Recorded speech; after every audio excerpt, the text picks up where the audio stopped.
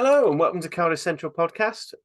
Joining me as ever is Carwyn Harris. I am, of course, Harley. But first of all, how are you doing, Carwyn? Yeah, not too bad. Introducing you before yourself, Harley. What's that about? Am I now more important than you? Well, you're the one who does like actual sport journalism and stuff. It's a more respectable opinion than me, who's just a bloke who drinks and spouts opinions. I don't think I've got any opinions worthwhile talking about. To be honest, I just waffle on, and I was literally criticised for waffling the other day. So that just says a lot about me as a so-called sports journo. But then your opinion seems to be a lot more concise and to the point. I don't know, maybe that's just the scientific background of me being told, to try and use less words. Maybe we should start with that as a stick that straight on socials. Be like, who gives better opinions? Harley or Garrett? Just stick it as a vote and just divide all our listeners. I say divide all our listeners. What happens if it's 100% towards you, and I'll just be sat there on my top, just be like, okay, this is great. Then I'll tell my mum to be nice on some of the burner accounts. All right, so just the usual reminder and plug that we are available on all good podcasting apps, but also on YouTube if you want to see our wonderful faces and the decor of my mum's spare room. So yeah, we're getting up to close to 200 likes. Just to forewarn that if the YouTube channel gets up to 200 likes, Lee has threatened to post a video of him dancing to Beyonce. So I don't know if that's going to cause people to unsubscribe or not, but if we get to 250, we'll take the video down. Yeah, I want to ask about the artwork in the background that you've got there, because it looks like an upside down, two people kissing, one of them's upside down. Yeah. So it's the sort of wire mesh thing. Yeah, it's again, because of the work situation I'm in at the moment, I'm currently crashing at my mum's during the week, and yeah, so this is sort of thing. It's part of her B room, so actually over here you've got like all B themed stuff which you can't see. It's like a homage to Spider-Man in a sort of more artistic way. I mean, yeah, because it's like a Spider-Man homage, and then it almost looks like Spider-Webs, which is excellent. You can tell we really do want to talk about rugby tonight. Sorry, yeah, I've already segued 3 times, haven't I? So before we go on to that, so how was your weekend? Did you get up into anything interesting? Last weekend, no, I was quite quiet, to be honest. Not working on the games as it was in Ireland. So it was nice to just chill, watch the games at home. Yeah, not as lazy as it was 2 weeks ago, but it was sitting watching the games and enjoying pretty decent, well, 2 decent games, and then a bit of a shambolic game between Italy and France. Like, it still can't work out what all that was about. But then a nice games night in the evening, which I was positively grumpy about from the night before, I think. So, yeah, not a bad weekend. What about you?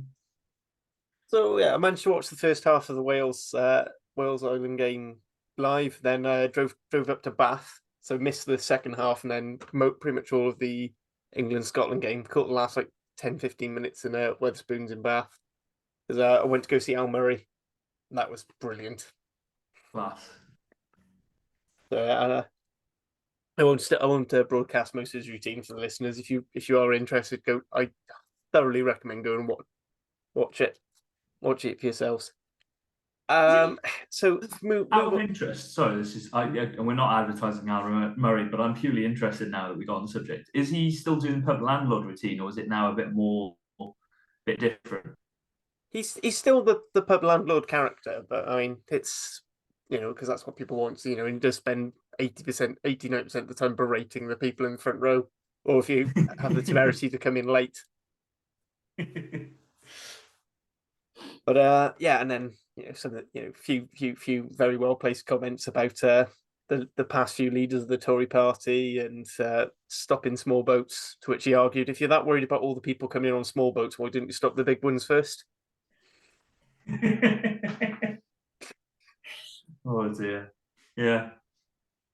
Anyway. So, we won't go down too many political moving swiftly on. So we don't have much, but we do have a little bit of Cardiff news. So obviously last week we signed Stefan Emmanuel from Bath when he finishes thing in Millfield. In a similar vein, we've now signed the very highly rated Tom Bowen, who's this is a back three player. Apparently, he's played a fair bit of centre as well, which again is where we're quite light at the moment. And in typical Welsh rugby fashion, we signed these two players and they're immediately called up for Wales duty. Of course, in this instance, it's the under 18s for the Six Nations Challenge or under 18s Challenge or whatever crap they're doing. So to join him, and I believe Stefan Emmanuel has been named captain as well.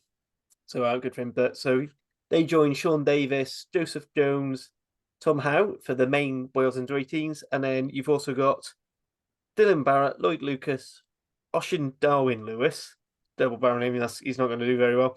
Ollie Das, Ben Roberts, and Johan Perry for the under 18s development, which is going to be which I didn't realise we had a separate under 18s team. Yeah. So first of all, good signing. Plugging a whole list, and congratulations to the boys. Yeah, it's that clip that's gone around the houses a bit again of Tom Bowen, that step that he puts on playing for one of the Cardiff age grade teams, and he skins one player, skins another, and then a bit of a goosey in there. So that sort of footwork reminds me a bit of Matthew Morgan, to be honest. So I was excited to see him come back, and it's good news. Obviously, he's had a bit of time at Clifton, isn't it? Clifton College and Bristol involved in that setup. So nice to get the players coming back. And there's all this talk of players going outside of Wales to earn their corn, but also to finish the development in these colleges. So it's nice to see them coming back to Wales and well, let's be honest about it. For them now, it's a really good opportunity. As before, they were probably thinking, okay, there's more opportunities in England, perhaps because there's more teams. Now it's, if you're in Wales, you're likely to be part of a 15 by the time you're 20. You're likely to be capped by a region by the time you're 20 by now. So it's good news for Cardiff and good news for Wales in the future. Yeah, absolutely. I think as well, because people forget, like leading up to COVID and everything, the Cardiff were actively looking to do deals with the likes of Hartbury and Clifton and Millfield and saying, well, we'll support you, and if you sort of and you can go play for them, you can go do those things. But if you keep signed with us as in the academy, and then you go away and then you come back, and we'll have a place for you. So it does feel like that's starting to work, because obviously the chances are these two, if they're still in the 18s, they're probably not going to be quite ready for pro rugby just yet. So they're both still very young lads. Oh yeah. But the fact that they've experienced this wonderful rugby environment, had their had that education, and now they're coming back and they're bringing that back to Wales. I think that's probably a bit better than maybe say letting them go to Jersey and coming back much more than you could have just signed them on as an academy lad themselves straight away. Yeah, no digs at any of our fellow Welsh regional teams. Yeah, I simplified it a bit by saying you're going to get appearances by 20, but you are more likely. And you look at the likes of Delarue, Mackenzie Martin, Morgan Morse at the Ospreys. Obviously, these are young lads coming through and making a huge impression. So if the track record's there, they're going to take it and go for it. And if they're good enough, they're old enough, and all those sort of adages as well. Yep. Absolutely. Yeah. So just so you know, so the Wales under 18 games as part of this Six Nations Challenge thing, they're going to be taking place at Struckmanach, with the development side kicking off at 12:30, followed by the main under, which seems a bit mean to call it the main under 18, Wales under 18 anyway, is lifting it at 2:30. I don't know about ticket prices or anything like that. I imagine it might be a couple of quid in a bucket on the door, but. So the next bit of news is another coach signing, or at least someone moving from part-time to full-time. Do you want to take us through that, Carwyn? Yes, the announcement that I think we all knew was coming, and we're excited to hear that it was coming, which is that Mellon Gethin-Jenkins has signed a permanent contract. He's gone from being part-time, which by various reports was at one stage 2 or 3 times a week, and then became being paid 2 or 3 days a week, but actually working more than that apparently as well. Fair play to him. But Also meant that sometimes he missed away games. So to have him on a permanent deal is great for Cardiff. Obviously, it offers continuity. We spoke a couple of weeks about the situation at the Dragons, and Andrew Coombs spoke about it on Club Rugby, that they didn't have a defence coach. I think it's crucial to have a defence coach no matter where you are. And for Cardiff to seal a guy in Gethin Jenkins, who's really is still learning his craft. To be fair, I know he had his stint in Wales coaching, but maybe that came a bit soon for him, and I think he's admitted such himself. So now he's got his chance to really earn his craft and prove a point with Cardiff, and I think he has this season. I think the defence has been much better than it has been in previous seasons, and I think it has been a strong point of why Cardiff are generally in games, and I don't think it can be faulted that much. So it's a good signing, and obviously as well, you've got that element of a player who's come through the ranks, who's played for Ponty, obviously played for Cardiff then, and then has gone on to coach the regional side as well. Yeah, absolutely. I mean, he also had a shorter sojourn with Wales, but we won't talk about that. Although actually, I would argue he did make Wales's defence quite good in that period. Yeah, it was an improvement on the previous one. Yes, is what I'll say without trying to pick on anyone. Yeah, I it was a difficult time to be a coach, I think, in Wales at that in a Wales setup at that time, is what I will say. And I think, yeah, like you say, you don't want to dig anyone out particularly, but I think following on from the successes of Gatland and Sean Edwards, it was going to be difficult for whoever came in afterwards, especially as the defence coach, because of the situation with how Sean Edwards wasn't continued. So, yeah, you've got what happened with Al Ed Williams, obviously, and then you've got Gethin following on from that. And yeah, look, it's good to see him still in the game in Wales. Is one of the major things I will say, and continuing to hone his craft. Yeah, absolutely. And maybe Gatland will stop moaning about regions only spending money on players and not the coaching staff. Yes. Which will bring me on to, just as I said, that I don't want to go too much on it, but obviously Sherratt had a response to say about the about Gatland's comments last week about the regions not being professional enough and spending money on the wrong places, to which he said, well, we're already basically doing that anyway. And that's what we've both highlighted on the pod before, and various other pods said, we know we haven't got any money, but if we want to get the top S&C coaches in and the top defensive coaches in, you still need some money to pay them. And on the wrap this week, I said, well, Gatland and his team could always help. Like, imagine if Mike Forshaw went and helped the Dragons out for a day or so a week. Then all of a sudden you've got a team now that's playing, getting used to a defensive system, ready for the national side, and it helps set up. I mean, that's why Leinster makes up the core of the Ireland team, is because they can basically take these systems and they tweak them for the international game. But then they're there, and they're doing it week in, week out, not just for like an 8-week block and then nothing for 2 months and then a 4-week block and then, It's I said, because I don't know if you remember the time when Sean Edwards came in and helped out at Cardiff.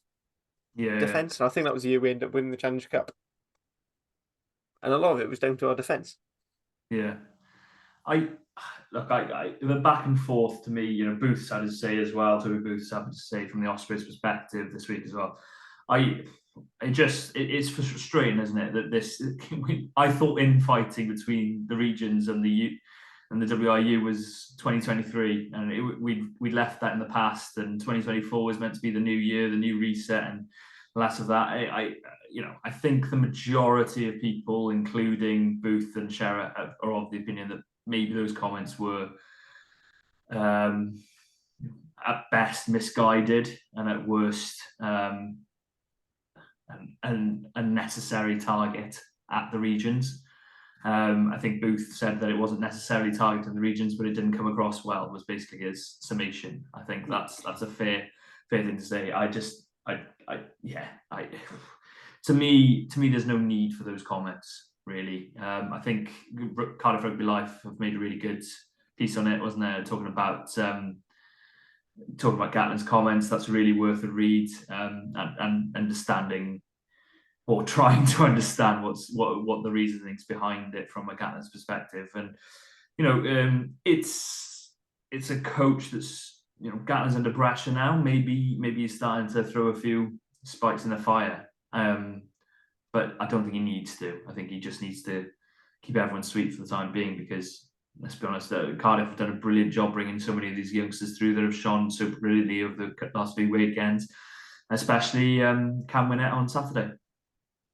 Yeah, absolutely. One thing I did comment on is that both Sherratt and Booth, to a certain extent, sort of said this is how you deal with media, and actually, if we want to try and have a united, Wales, then you're gonna get it a lot better with the diplomacy than blaming one of the other parts of the machine. So 100%. anyway, so your choice. We can either talk about the Premiership game coming up, or we can review Wales. What would you rather do right now? So Ponty are playing tomorrow. Pontypridd host Newport tomorrow. We'll start with that, because that's more exciting news to talk about, really, I think. And it's a big game for Pontypridd. They are 7th in the table currently. They're 11 points off Cardiff, who are in 4th. And we saw with Merthyr a couple of weeks back against Newport that Newport ground out that win and performed really well, especially in the second half against Merthyr. And it's going to be a tough task for Ponty. Newport are on a massive roll now. They're 2nd in the table. They're rising continuously, 2 games in hand on Llandovery and 15 points behind. So, look, Newport are pretty much guaranteed a top 4 space. But if Ponty want to get there, it's not a must-win game mathematically. Like I say, some 6 games left in the season, but I think realistically they need a win. Hopefully there can be a big crowd up there at Southwark Road tomorrow night. It'll be on S4C as well on the social media channels. So if you want to watch it there, feel free, because it's going to be one hell of a game, and hopefully it goes well. Yeah, absolutely. I said, good luck to. Actually, good luck to Ponty. Not too much luck, because I don't want them to knock the rags out of the top 4. I've just realised I may have overpromised. I'm not 100% sure it is on S4C. I've said it's on S4C, and now I'm starting. Well, it might be on the S. If it's not on S4C directly, they usually host it on their YouTube channel. Yes, hopefully it's on the YouTube channel. I will double check that, and I'll post something if it is or not tomorrow morning. Right, and then shall we just get it out the way, because we can just talk about it, breeze through the Cardiff players, and then get on to the real painful chat. So Obviously we lost on the weekend. We played Ireland, and our top try, and it was a great try for P try. So 31-7 down. I mean, 24-point loss. That was basically what we were saying was going to happen. But do you think both coaches saying that it didn't reflect the game properly? One thing, it should be much closer. The other one thought it should be much more of a blowout. Which, do you think either of them are right, or? I got both points. I thought Farrell's comments maybe. I personally found them a little bit unnecessary. They sort of were a cocky, arrogant, slightly unnecessarily pointed response of sort of, oh no, we should have beaten them by more. We could have won by more, and it sounded a bit. I got to be honest, it didn't come across well to me, but maybe that was in the clouds of frustration rather than anything else.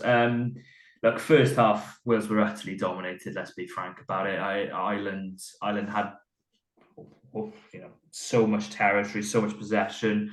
The only surprise was that Wales were only 20 points down at half time, or 17, 20 points down at half time, and it wasn't more. There were some brilliant bits of play in that. You talk about your Tommy Raffels getting brilliant turnovers. You've got moments of brilliant defence as well. I thought defensively, some players really did step up. I thought George North was superb in defence. I thought Alex Mann, particularly in his first half was brilliant defensively, making a number of tackles. You've also got your likes of Gareth Thomas doing his normal shift of just tackle after tackle. Fair play to the guy, as for Lou said properly, does tackle a hell of a lot defensively. But then second half, I thought there were a lot more positives. To be honest, the attacking play, thanks to Carl Dixon for spotting something as a referee as opposed to the other two, so that they saw the offside from Tyburn or coming around the side, swimming up the side in the maul, and they called that as a penalty try, which it was.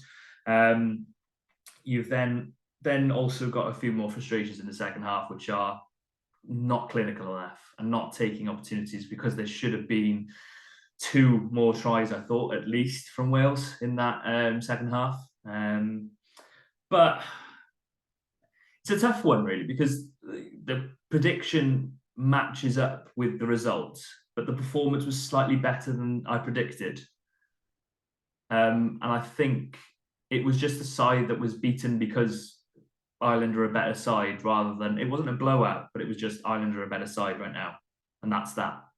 That's to be honest how I took it, along with a couple of things in the first half where I thought there was a bit of I don't want to smash referees, but I thought it was a very typical URC refereeing performance, if that makes any sense, where it was very pro one side for one half and then sort of tried to even it out in the second half. And yeah, scrummaging wise, Porter getting away with his 45-degree angles as per, But Ireland are a better side right now. That's just that. And I was always prepared to say that and just pump it down as, there we go, that was that game. But I thought the performance-wise and the heart of the players, you cannot fault at all.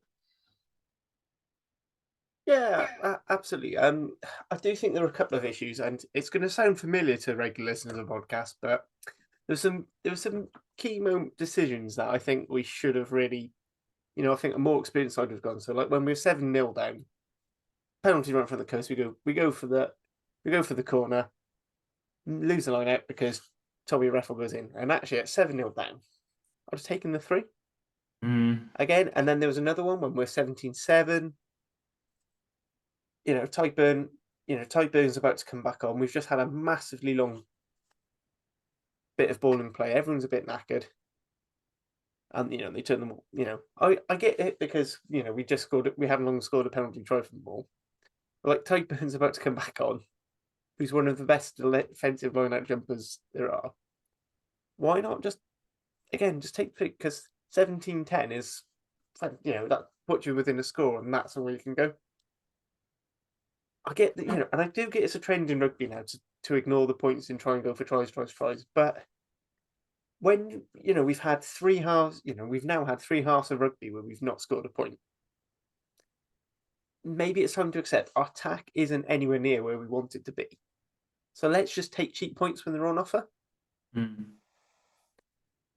It's a complaint I've had with Italy for ages as well. We need to, accept, if you think back to the 2019 World Cup, we built a game plan around the fact that, if we can't score off first or second phase, we're probably not going to score. So we started pinging drop goals left, right, pinging drop goals. I feel like we need to have that little bit of smartness, because the attack's going to come eventually. I mean, if you remember Ireland in 2020, their attack was woeful. It was shocking, but they stuck with it. But at the same time, they relied on the things they were good at. They're just constant long phase possession, good, brilliant kicking, Sexton kicking everything. So, yeah, it was a bit naive. Shout out, as always, for Cam Winnett. So some of his stats now. Made 4 passes, 13 runs for 106 metres. I know a lot of them are cheap for being a fullback. But he made Wales's only clean break, beat 4 defenders and had an offload. That 4 defenders beaten was basically the same as, was almost as many as George North, Wainwright, and the rest of the pack combined, mainly because the pack, most other than Wainwright, pack didn't beat any defenders. Rio Dye is the only one who had more with 6. It's, I thought Azarati will have learned a lot from having to deal with Porter. I do think he's still quite young in propping terms, so he's a bit naive. I also raised the point that I think it might have to do with the way Humphreys coaches the scrum. Because if you listen to a lot of the messages he's had since he joined Team Wales, it's all about I want it to be a pushing contest. I want it to be about everyone pushing straight. And it seems like he's telling the props not to try and get away with things. And I do think that's incredibly naive because same as the breakdown, if you can get away with it, you get away with it. Like, I think it was absolutely fantastic bit of captaincy for Peter O'Mahony to just sort of be there physically holding up Andrew Porter's elbow in scrums, because it's like, well, if Piardi's not looking at it, he's not going to ping it, and the touch zone will never come in for those sorts of things. So yeah, and yes, that's probably not. I'm 100% sure that's not legal. Some of the stuff Ireland do the breakdowns not legal. One thing I did find weird, and I'm quite glad Dav Jenkins actually came out, and it's probably the first time I've heard him over the ref mic. He was just like, "Can you ref both teams the same, please?" And that seemed to put thought in bed, because we were getting pinged left, right, and centre for sealing off. Oh, and you'd see Irish players do it all the time because they get away with it. Squidge put a tweet out saying that every team does it because it's only penalised 1 in every 90 rucks. It's just that we seem to be 5 of the 90, for Wales. But and then this crooked feed in the scrum, and then the next scrum is an even more egregious feed. It's one of those things, and it does make me feel for Osprey fans, because they seem to always get Piardi, and he always refs like that. I don't know what happened to him as a schoolboy on holiday in Wales one year, but it's clearly stuck with him. Same way as Andrew Brace hates Cardiff because he lived there. I don't know if it's these are all, of course, me taking the mick and just opinions. I'm not saying these as facts before anyone comes to slander. I thought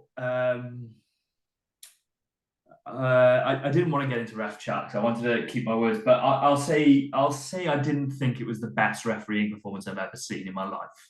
That's me being as mild as I possibly can about it, because it was pinged to death, and at some moments, the sealing off frustrated me, because it seems like if it's a first phase attack and it's a sealing off, then it's pinged. But if it's just round the corner carries, it's fine. And it's just like, okay, well, which is the consistency approach? And there were a few things that I was frustrated with. The scrum was one, the other things. But if we look at it, and I'm trying my best as a positive angle, I know I need to eat a bit of humble pie about the whole Cam Winnett situation. So I think earlier this season I said, well, I think Beetham's more of a Gatlin 15 and Cam Winnett's more of a creative 15, because Cam Winnett can do it all.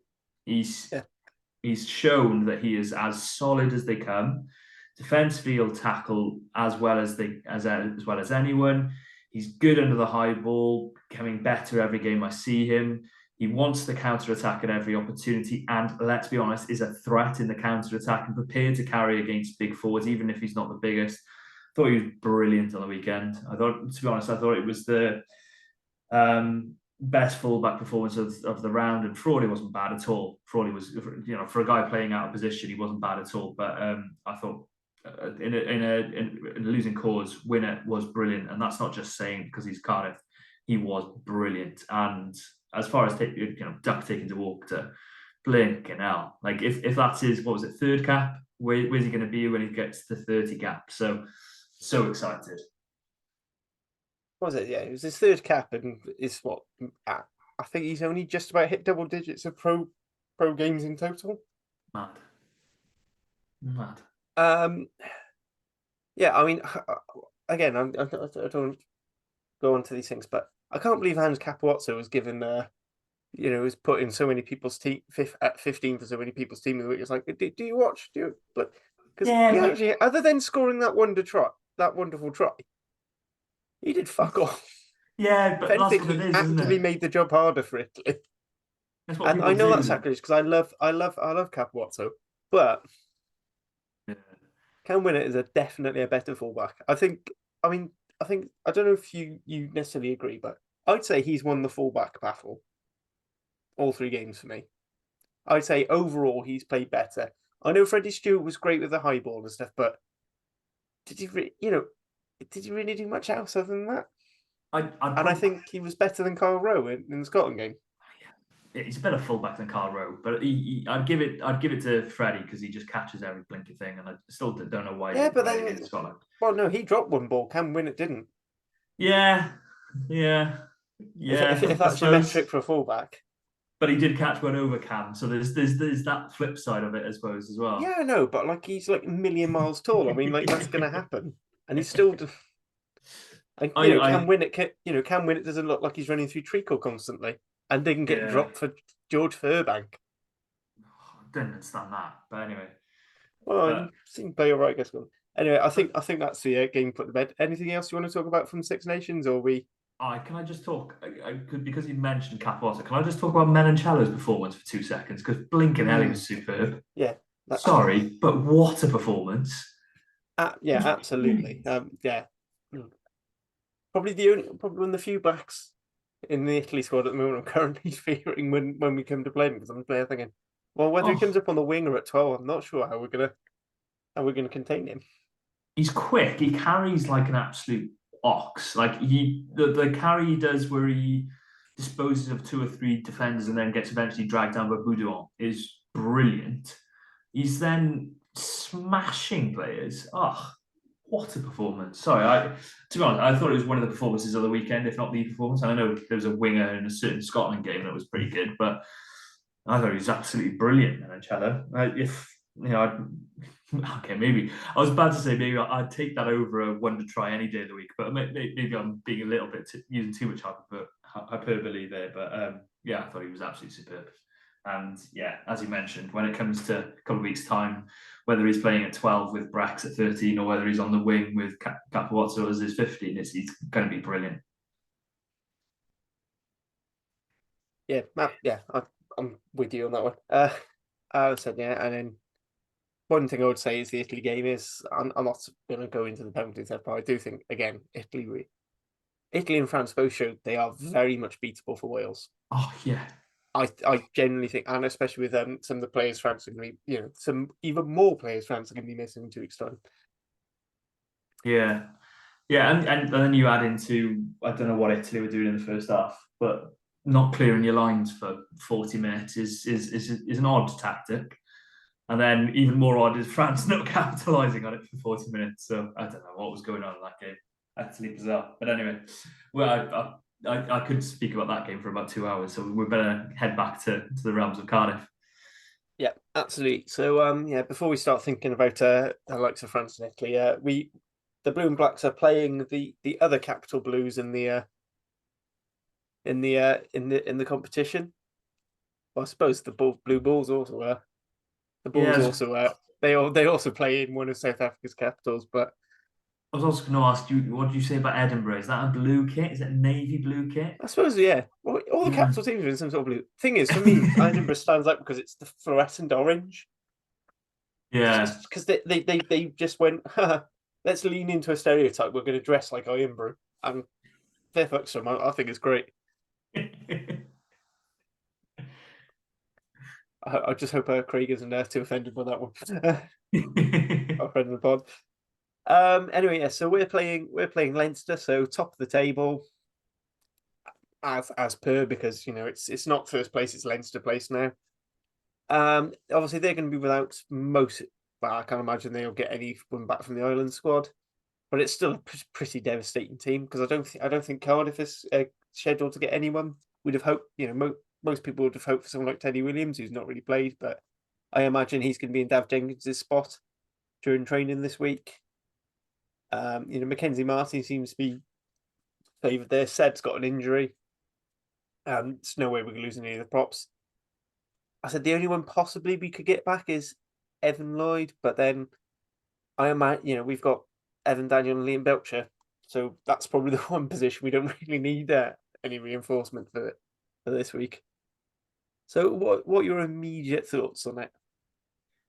Yeah, the immediate thoughts haven't really changed from a couple of weeks ago where I said there aren't, bar South Africa, there aren't many worse sides to face in this window than Connacht and Leinster, because Connacht obviously don't lose many players, and Leinster are just so stacked that it doesn't matter who they turn out. You lose Van der Fleet, you play Connors at 7, you lose Gibson Park, you've got McGrath who's got all of the experience at 9, you've got one of the Burns will play 10, I'm sure. Or maybe even Prendergast, who I genuinely think Prendergast is the next big thing. He looks, watching it for under 20s last season or the year before, he was some special player. So it's going to be a difficult task, regardless of what side Leinster put out. But at the same time, it's a task that Cardiff have won before and have, well, very sweet memories from winning a couple of seasons ago. So why can't they win again? And the performance against Connacht, there were spells of that game where you saw a Cardiff side that are really dogged and clicking and working well in certain aspects, line out in the second half, and then scrum was really strong towards the end of the game as well. So why can't it be a Cardiff side that knocks over Leinster and gets that win that, let's be honest about it, has been coming for a bit of time now? I'm trying to think of the last time Cardiff won a game, which it has been a bit, isn't it? Well, you haven't won this year, so the last win was Boxing Day against the Dragons. Which, to be fair, you can just basically take that as a given these days. I'm sure that our colleagues on the Dragons layer would hate us and laugh because because it's actually just getting to be a bit of a joke now. Yeah, absolutely. I think we've probably got. Depending on, hopefully they'll learn. Hopefully, some of the issues we had in the Connacht game was just the fact they haven't played. And a lot of those players haven't played. Some of them all seasons, others in 4. Like 4 or 5 weeks. They've only been a 2-week gap this week. They had a live training session against the Dragons because that's how few players we have. But hopefully, if they've made it at least close to game intensity, that should have given them something. Do we want to talk roughly what we think the team's can be? Obviously, with a few injuries, some big players out. I can't imagine there being too many changes, but no, I can't imagine too many changes. Go for it. Do you want to back 3 will probably be relatively the same, I'd expect, isn't it? Yeah, so we're thinking Beetham at 15, and then Lane and Summerhill. Yeah, unless they go with Lane at 13. But I suspect the more obvious option there is to either move Halaholo across or bring Millard into 13. Obviously, you've spoken about your not issues is too strong a word, but your feelings on perhaps Halaholo not being the best option at 13. What route would you go down there? The problem is I think he's not. He clearly hasn't been fit last few games. Does not say he isn't fit now, but I do think he's a little bit. He was a little bit off the pace with the 13 when we've put him in there in the past. The problem is you've got Lane, who I know sort of filled in quite amicably. During the Connacht game, it wasn't too bad. He still had a few slip ups, and then Millard hasn't played 13 at all this season. He's basically been primarily a wing. I mean, for me, I'm probably looking at Thomas and Halaholo because it's at least a partnership we've used this season. And then you look at and I'd keep Lane on the wing because it's more because I'm just not sure who would. You'd either be bringing Lane into 13 or Millard into 13, and the other one being on the wing. So I mean, for me, I'll probably go Thomas and Halaholo. But part of me also feels like we need to experiment with these things because we need a 13 for next season. And I don't know if Lilo's going to stay another one. I mean, he's 38. I've already made my feelings clear that I'd quite like to see if the new owners would consider giving him a contract coaching in the academy. If that's the sort of thing he wants to do and he's able. Yeah. I 100% be on board with that. But on the other point, I think I'm a big believer that generally I don't think there are that many centres that can play both. You've got your odd one, like you've got your Owen Watkin who can do a job at both quite successfully. Scott Williams has in the past to different levels of success. Did it quite well last season, and kind of has been forced in Gloucester and bit part role. Yeah, but there aren't. I don't think there are that. Robbie Henshaw's obviously the exception to the rule. He's one who has made a career I of being think successful. both him and Bundy have been doing it for Ireland. Yeah, but Bundy, I don't think Bundy's a 12, and when he plays 13 as almost as a 12, and Yeah, he doesn't. I suppose it helps. They've got some fantastic defensive players. Exactly. So, but It's good. personally, I generally think that you're either a 12 or a 13. So I'd like to see one of the 13s give it a shot. And to be honest, I'd rather see Lane there than Millard because of how Millard's played on the wing this season. So I think I'd go Lane at 13. I know So that's who do you have? So would you put Millard in on the wing then? yeah. I put Millard on the wing with Summerhill and then Lane at 13. Which is odd for me to say because I don't think I've ever suggested Lane at 13 before, but I can see more of a future of him on at 13 than maybe Millard at the moment. Then yeah, Ben Thomas at 12 because he's been brilliant. De Beer at 10, I think that's if he's fit and everything's better than it seems to be the murmurings are that he is a lot better. And then 9, you keep Alice Bevan, didn't you? Because I thought he played very well. I was going to say 9, 10, 12 probably the easiest in this team to pick. Yeah. And maybe 15.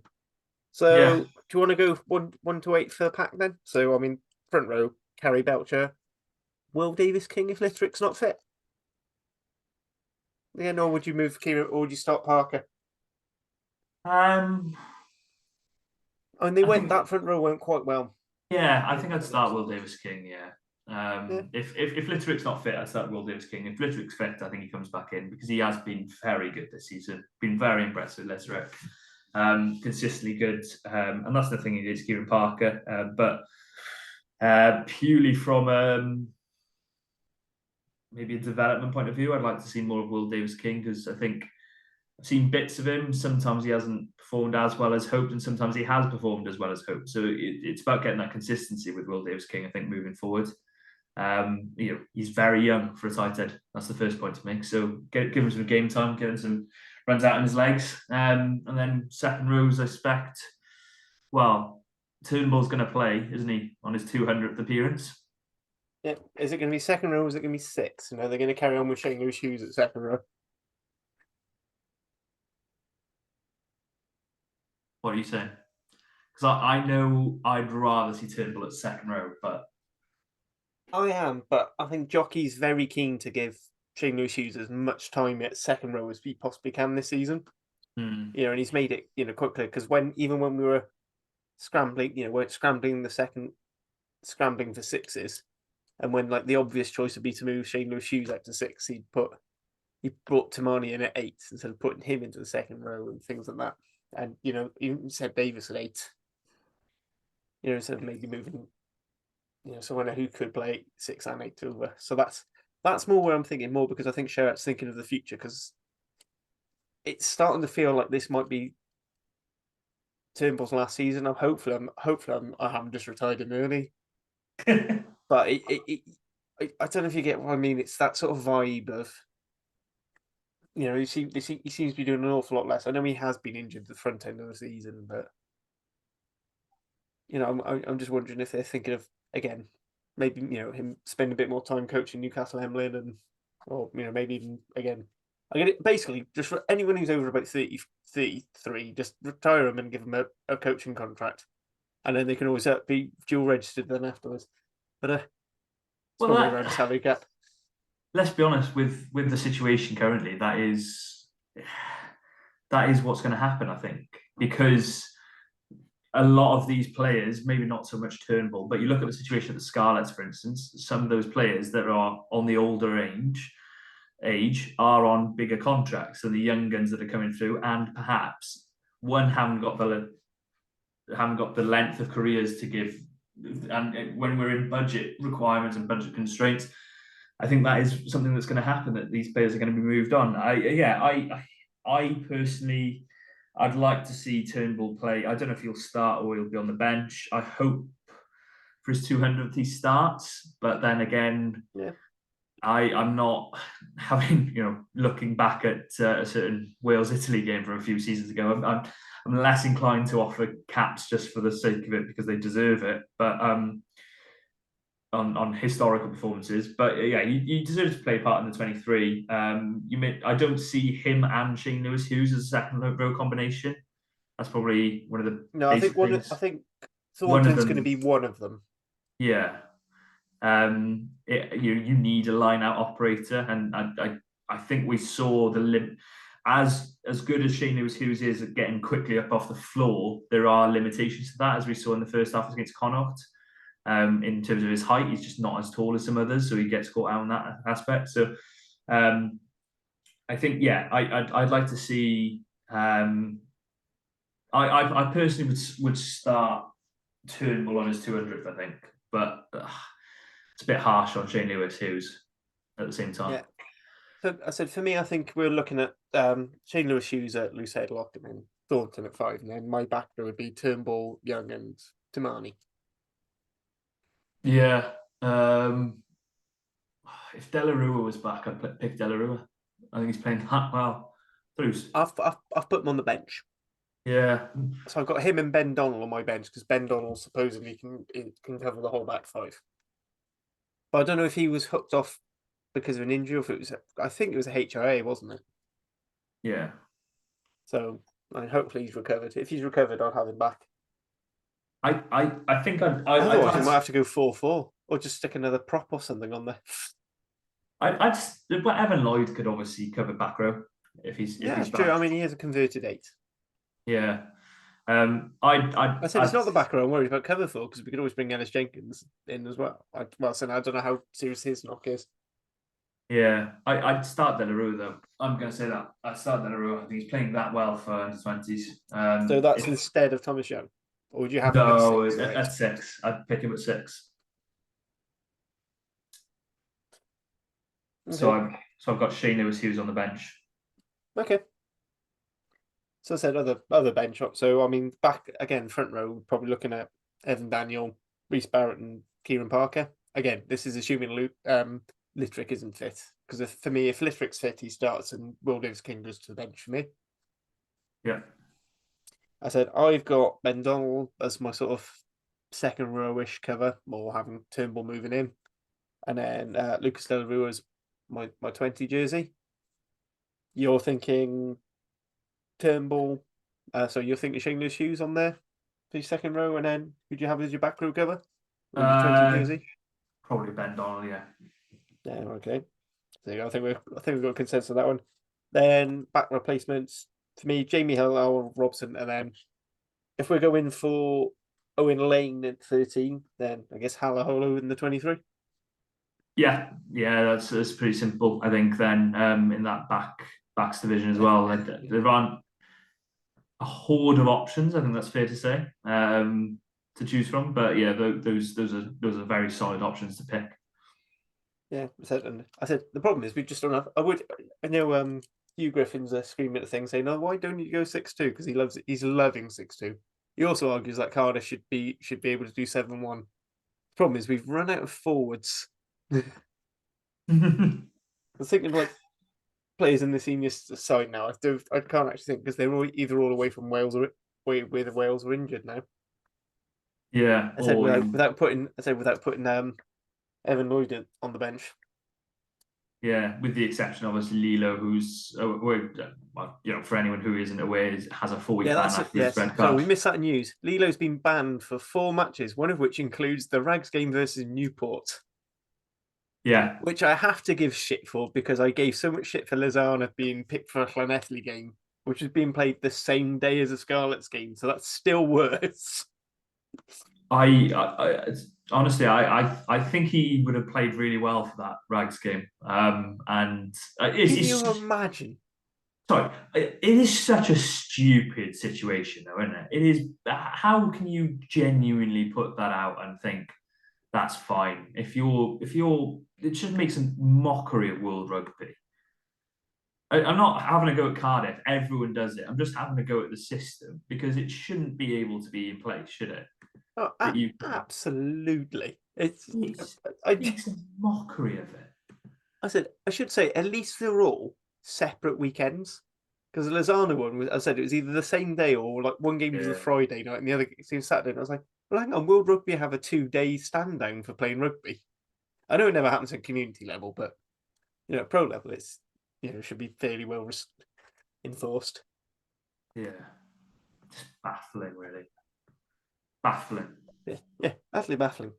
But can I just say, can you imagine Lilo playing for the Rags against Newport? That would be proper men against boys shit. Carnage, a bit like be those great. videos of RJ Sneyman playing in Japan Top 1.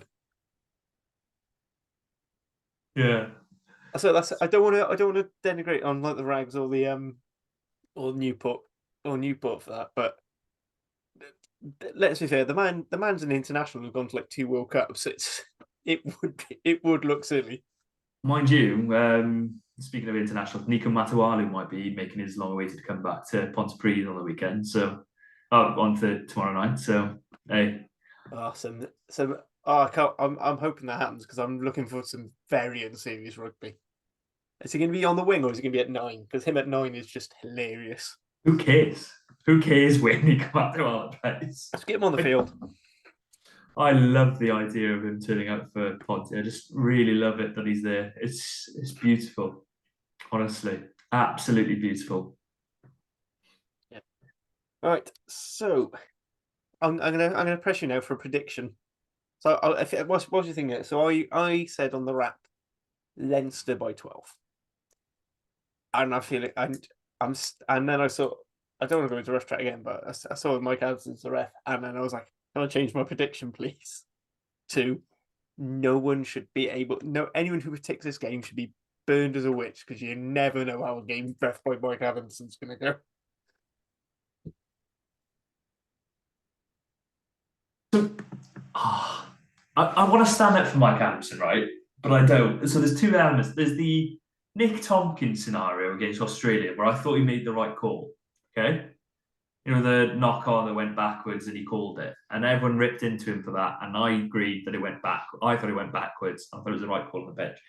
And a couple of weeks later, he just did something else. I was like, oh, Mike, you don't help yourself because that wasn't a great call either. And it's like, but, this game, Leinster by 5. It's going to be inside 7. Let's be honest about it. Let's be fair. I think most people predicting Leinster by 5 is an incredibly positive result. So it's going to be within 7 either way. So you take a punt. Just if you're putting a bet on, say put a 14 margin on it somewhere either way, and you're sorted. I just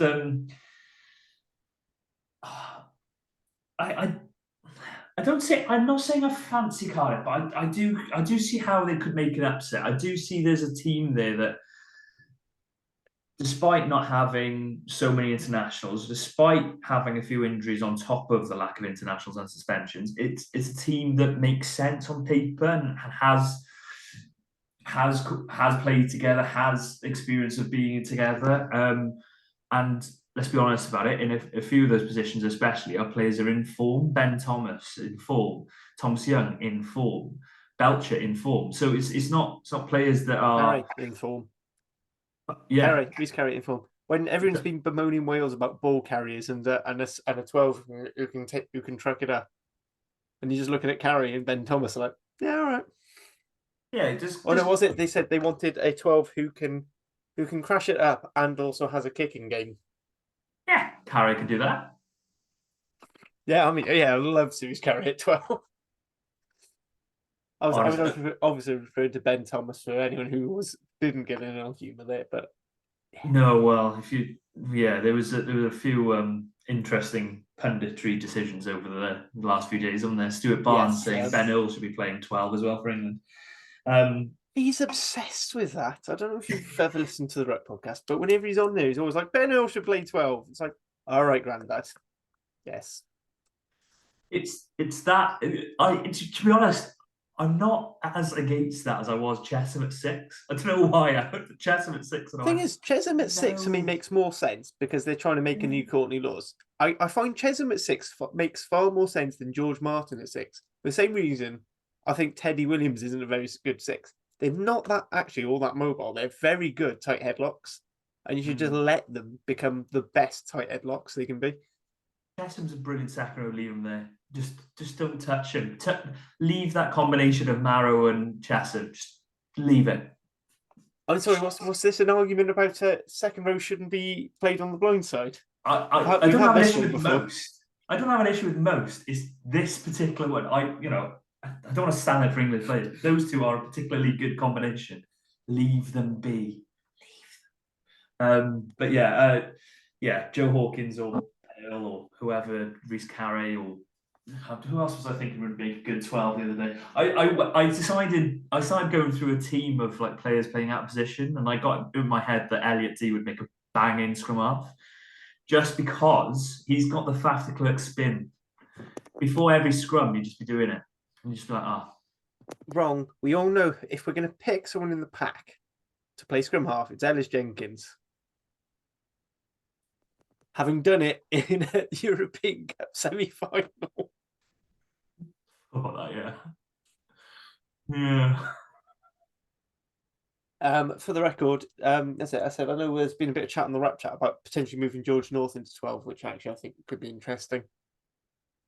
But more to be honest, I think George North needs to come in more. Going back to the Wales chat now, I'm so sorry, but I think George North coming in off first or second phase and that 12 channel, because if you looked a lot of the time when we were trying to use George North, we're clearly going to use George North as crashing, but it has to go through Tompkins' hands because they're standing 12-13. And Ireland have worked this out, so they rush up on the outside of Tompkins, so he's got to be the one who crashes up. And funny enough, as much like Nick Tompkins, he's a lot easier to tackle than George North. I just don't understand why they haven't told him just do what Manu Tuilagi does and come on a sharp angle from 13 to in. It was so, it was so successful for Manu. And okay, is anyone as physically imposing as Manu? Perhaps not, but George is as pretty close as you can get. Pretty handy. Yeah, well, although a lot slower and about half as many lungs. But the I just don't understand why you don't do that. A George sharp angle from 13 on running at your fly half slash 10-9, 10-7 off the back of a line out. Defensive structure, tail gunner structure. That's exactly where you want him. He's got pace, he's got power. You need to get more than just an arm on him to tackle him. So good luck. We've seen it. He's done it weirdly. He's done it more when he was a winger than he does it as a centre. I just don't quite get that. But anyway, especially when it was all about getting his hands on the ball more. Yeah, it's because George as a ball carrying threat this Six Nations has been brilliant when he's had the ball. He just hasn't had the ball enough, and that's why people are then saying 12. But I think the flip side of that, I would say, is I thought George defensively on the weekend was superb in the 13 channel. I thought he was brilliant. Don't let Lee hear you say that. You'll start going on another rant.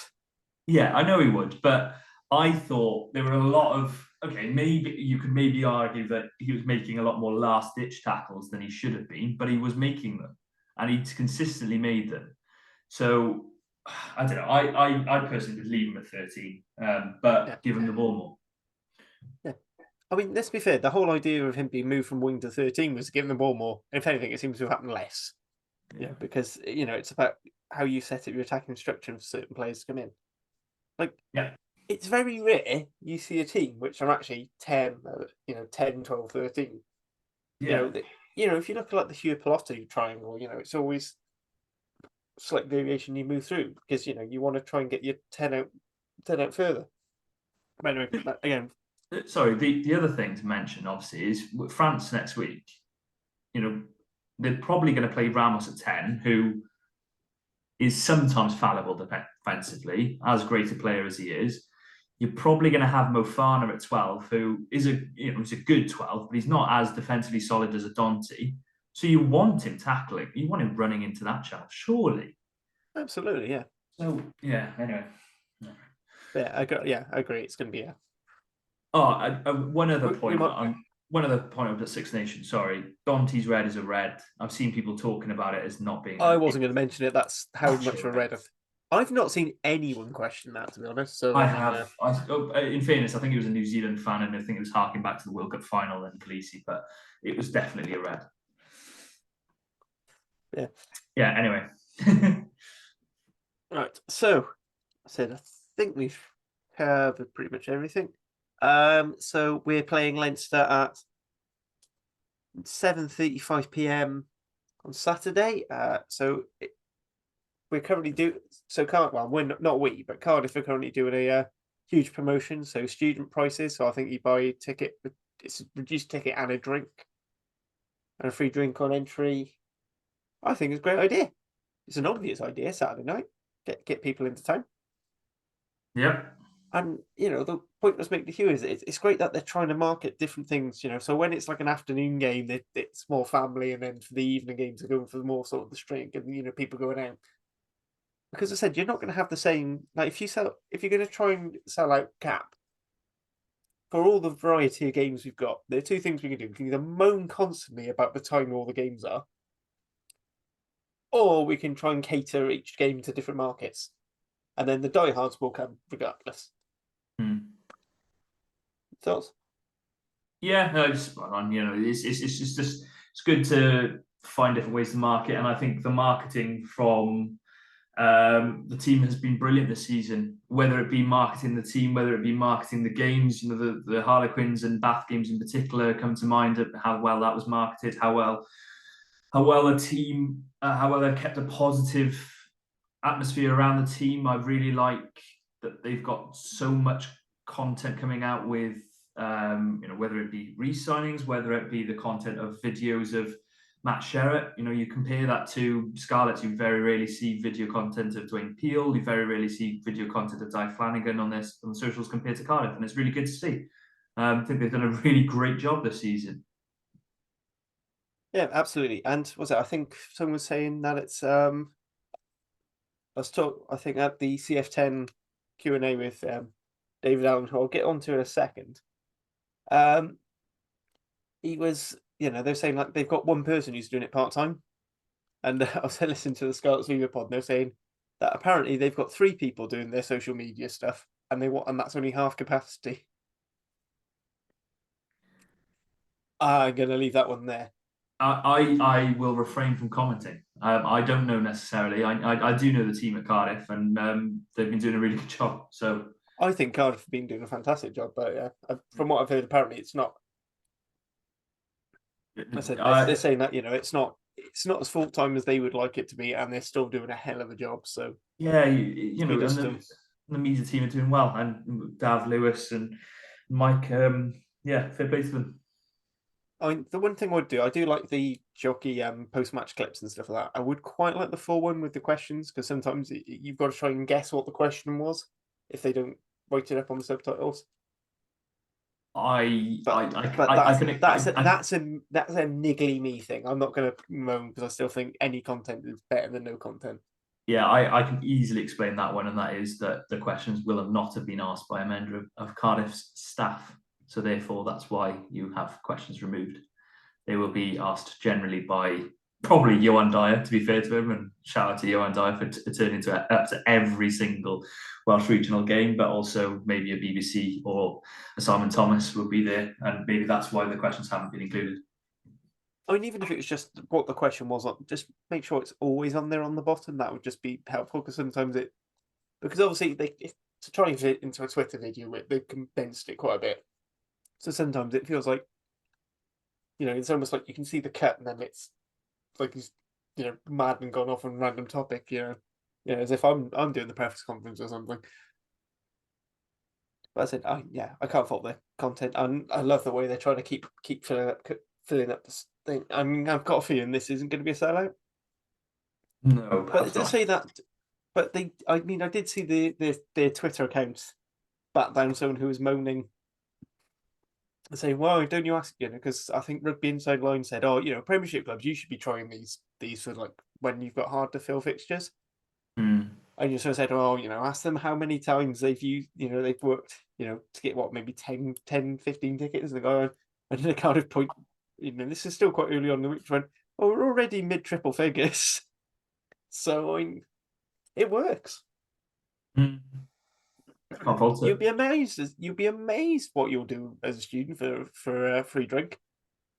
No matter how much you pay, if it's a free drink, you'll do it. Yeah, let's not go down that rabbit hole because I feel that could be a very different podcast. That's a whole different Twitter poll. Yes.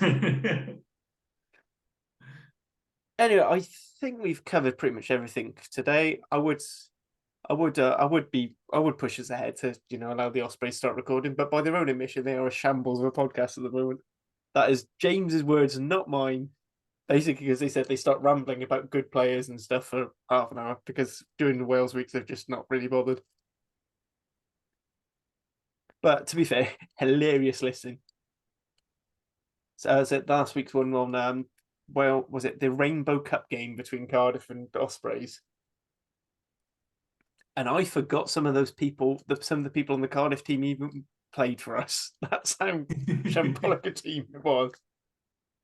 I think because it's quite to pertinent that I think it was the first game of it was the first game we had Owen Lane at 13. There we go. That's a nice little. That's a nice little. Yeah, It's a weird squiggly circle. Like a comedic show. Al Murray would be proud of that. Yeah. Anyway, so once again, please remember to like, subscribe, give a comment. Thank you very much for Tony for giving us some feedback on the Twitterers. I won't go into what was said because I don't know if he was particularly happy with whether or not he'd be happy with us posting it publicly or not. So we'll just leave it at thank you very much. It is appreciated. We do take it on board, and yeah, please drop us a like, subscribe. So thank you, Carwyn. Thank you. Thank you for listening. Bye bye.